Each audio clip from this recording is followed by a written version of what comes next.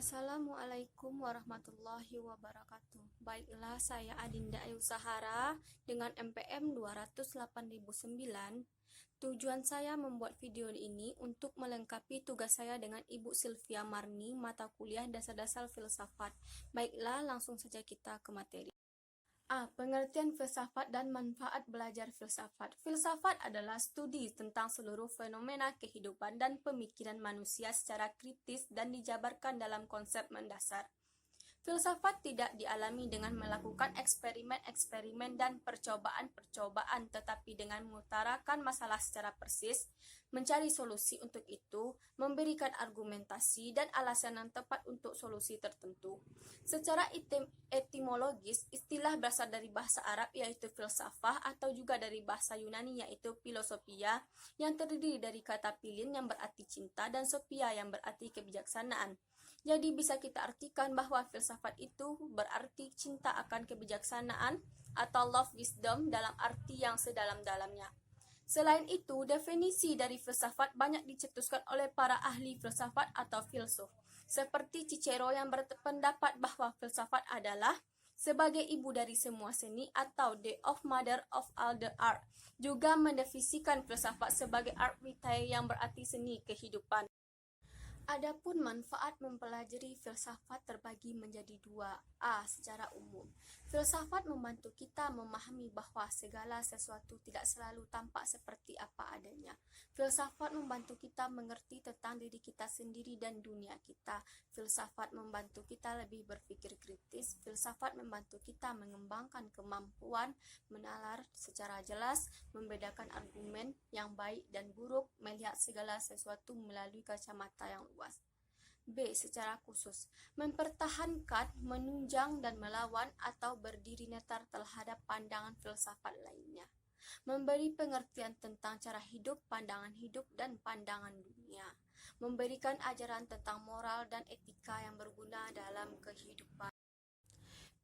Keterkaitan posisi filsafat dengan keilmuan dalam mendidik anak untuk menguasai bahasa dan sastra Indonesia. Kita tahu bahwa filsafat berarti cinta akan kebijaksanaan atau love of wisdom dalam arti yang sedalam-dalamnya.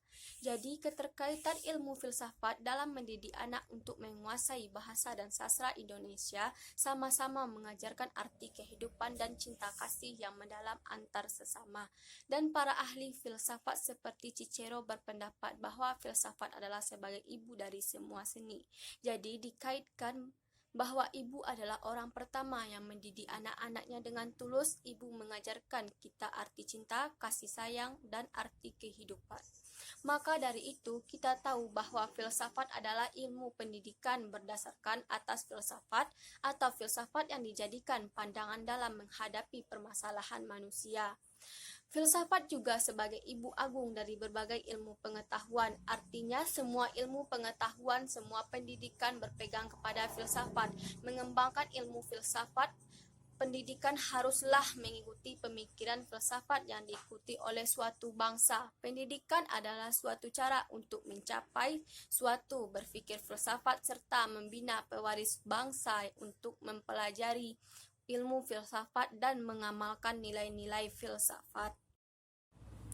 Perbedaan pengetahuan biasa dan pengetahuan ilmiah. 1. Dalam common sense, informasi tentang suatu fakta jarang disertai penjelasan tentang mengapa dan bagaimana.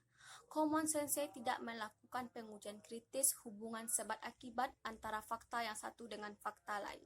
Sedang dalam science, di samping diperlukan uraian yang sistematik, juga dapat dikontrol dengan sejumlah fakta sehingga dapat dilakukan perorganisasian dan pengklarifikasian berdasarkan prinsip-prinsip atau dalil-dalil yang berlaku.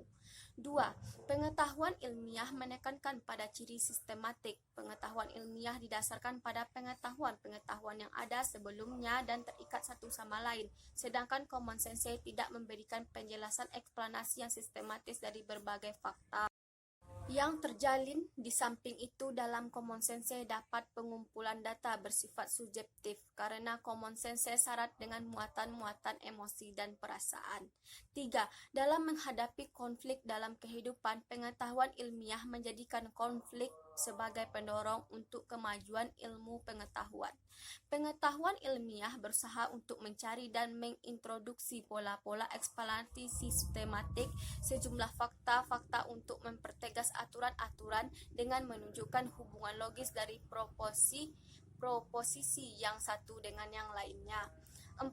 Kebenaran yang diakui oleh common sense bersifat tetap, sedang kebenaran dalam pengetahuan ilmiah selalu diusik oleh pengujian kritis. Kebenaran dalam pengetahuan ilmiah selalu dihadapkan pada pengujian melalui observasi maupun eksperimen dan sewaktu-waktu dapat diperbarui atau diganti.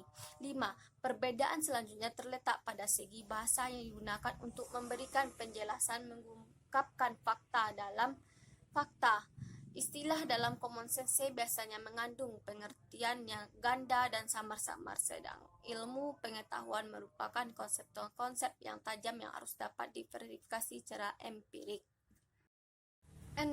Perbedaan yang mendasar terletak pada prosedur. Pengetahuan ilmiah yang didasarkan pada metode ilmiah dalam ilmu pengetahuan alam sains, metode yang dipergunakan adalah metode pengamatan, eksperimen, generalisasi, dan verifikasi.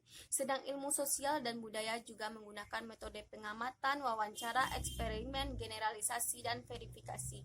Dalam common sense, cara mendapatkan pengetahuan hanya melalui pengamatan dengan panca indera. Sekian hasil penjabaran yang saya lakukan. Jika ada salah kata, mohon maaf. Saya sudahi dengan Assalamualaikum warahmatullahi wabarakatuh.